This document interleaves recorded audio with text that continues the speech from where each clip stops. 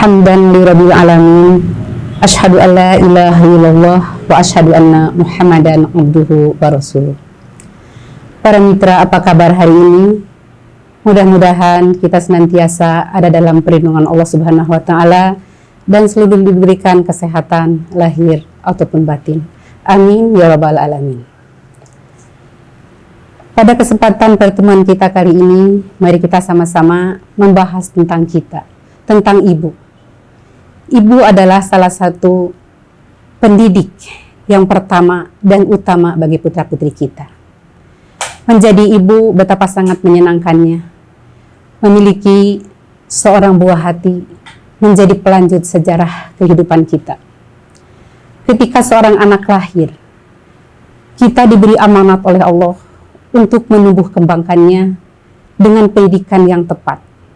Melalui pendidikan yang tepat, dalam melaksanakan pendidikan menggunakan Al-Quran dan Sunnah. Apalagi situasi sekarang, para ibu sangat mempunyai kewajiban. Di antaranya yang biasanya anak-anak sekolah, sekarang sekolah dilaksanakan di rumah. Betapa luar biasanya peran kita sebagai ibu. Sebab itu, orang tua dituntut memberikan keteladanan karena kita kelihatan cenderung anak-anak itu lebih dekat kepada ibu. Seorang pendidik adalah seorang motivator. Seorang pendidik adalah seorang fasilitator. Seorang pendidik tentu saja harus memberikan keteladanan untuk diteladani oleh anak didiknya, diteladani oleh putra-putrinya. Begitu pula kita sebagai ibu tentu saja harus menjadi teladan bagi putra-putri kita. Jika anak kita diibaratkan bagaikan sebuah biji, tentu sebuah biji tersebut tidak akan terlihat atau belum terlihat bagaimana batangnya, daunnya, atau yang lainnya. Tapi biji tersebut tentu saja harus disimpan atau ditumbuh kembangkan dalam sebuah media yang tepat. Ibaratnya tanah yang subur. Tentu saja putra-putri kita pun perlu media yang tepat untuk menumbuh kembangkan karakternya, akhlaknya, agar kita mendapatkan keturunan yang soleh dan solehah. Adapun media yang paling tepat untuk menumbuh kembangkan putra-putri kita adalah rumah. Rumahlah menjadi salah satu untuk menumbuh kembangkan putra-putri kita. Oleh karena itu, mari kita jadikan rumah adalah sebagai media, sebagai sekolah pertama, sekolah unggulan bagi putra-putri kita. Seorang penyair berkata, ibu adalah madrasah, ibu adalah sekolahan. Jika kamu menyiapkannya, maka ia telah mempersiapkan generasi yang berkarakter baik. Apabila para ibu tumbuh dalam ketidaktahuan, tumbuh dalam kebodohan, maka anak-anak pun akan menyusul kebodohan dan keterbelakangan. Dalam sebuah hadis dikatakan, "Ma min mauludin illa yuladu alal fitrah, fa abawahu yuhawidanihi au yunasironihi au yunajisanihi." Seorang bayi tak dilahirkan ke dunia ini kecuali dalam keadaan fitrah. Kemudian kedua orang tuanya lah yang akan membuat menjadi Yahudi, Nasrani, ataupun Majusi. Dari hadis tersebut, bisa kita simpulkan, karakter putra-putri kita bisa diwarnai oleh lingkungan. Lingkungan yang salah tentu akan menghasilkan hasil didik yang salah. Tapi lingkungan yang baik tentu saja akan bisa menghasilkan hasil didik yang baik. Dalam kalimat hadis tadi, ada kalimat abawahu, yang artinya kedua orang tua. Tapi ada lagi kalimat walidaini, itu pun artinya sama, kedua orang tua. Perbedaannya, kalau walidain itu adalah ibu bapak biologis yang melahirkan.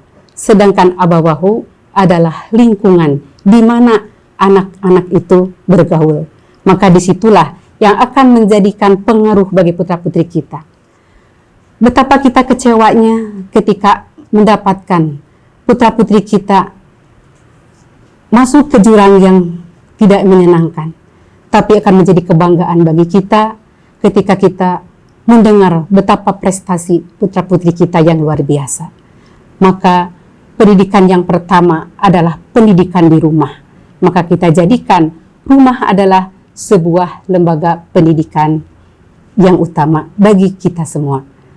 Dengan pendidikan dasar di rumah, yakin putra-putri kita bergaul di luar akan tepat melaksanakannya apa yang boleh, apa yang tidak boleh. Karena kita sudah dididik tepat di rumah berdasarkan Al-Quran dan Sunnah. Dalam sebuah hadis diterangkan, alimu awaladakum asibahah warimayah wa muruhum falyabisu ala duhuri khayli wasba. Ajarilah anak-anakmu berenang, memanah, dan perintahkanlah mereka untuk belajar menunggang kuda. Ada 3 hal dalam hadis tersebut. Yang pertama sibahah, yaitu berenang. Yang kedua rimayah, adalah memanah. Dan yang ketiga menunggang kuda. Itu pendidikan keterampilan. Tentu saja kita perlu memberikan pendidikan keterampilan kepada putra-putri kita. Menurut pendapat saya, tentang sibahah, itu ada 3 hal yang perlu diperhatikan.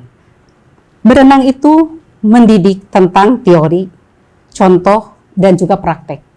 Tentu saja dalam pendidikan kita seharian pun di rumah, perlu ada teori yang disampaikan dan dicontohkan oleh ibu bapaknya, kemudian dipraktekkan bersama anak-anak. Sehingga anak-anak paham benar bagaimana cara melaksanakan sesuatu yang telah kita ajarkan. Salah satunya bagaimana cara membereskan tempat tidur, melipat selimut, tentu itu ada teori. Dan kita contohkan, lalu kita praktekkan bersama. Dan seterusnya. Kemudian menunggang kuda, kalau menunggang kuda tentu saja ini pergaulan di luar. Anak diajarkan bagaimana bersosialisasi di luar. Bersosialisasi di luar tentu saja yang utamanya adalah bekal dari rumah. Dia akan tahu kapan harus berhenti, kapan harus maju, kapan harus belok kanan, kapan harus belok kiri. Tentu saja itu sudah kita terapkan di rumah sehingga anak bisa bergaul dengan tepat dan paham aturan sehingga tidak akan menyalahi apa yang terjadi di luar dalam pergaulannya. Lalu ada lagi hadis yang menerangkan alimu awladakum fa innahum huliko di zamanin ghairi zamanikum. Ajarilah anak-anakmu, sesungguhnya mereka diciptakan untuk zaman yang beda dengan zamanmu. Tentu kita pun merasakan bagaimana zaman kanak-kanak kita dulu sangat jauh berbeda dengan keadaan anak-anak kita sekarang. Dulu ibu atau nenek kita suka cerita sebelum tidur, sakadang kuya, sakadang monyet di lewi. Tapi sekarang anak-anak gak tahu apa itu lewi. Mereka lebih disibukkan dengan media sosial. Nah, disinilah perbedaannya antara pendidikan zaman dulu dan zaman sekarang. Tapi dengan kekuatan pendidikan Quran dan Sunnah, yakin mereka akan paham bagaimana pengendalian zaman sekarang.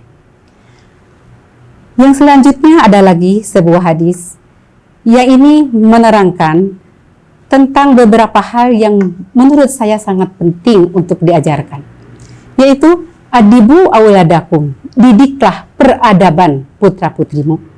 Artinya peradaban banyak sekali diterangkan dalam Al-Quran dan Sunnah.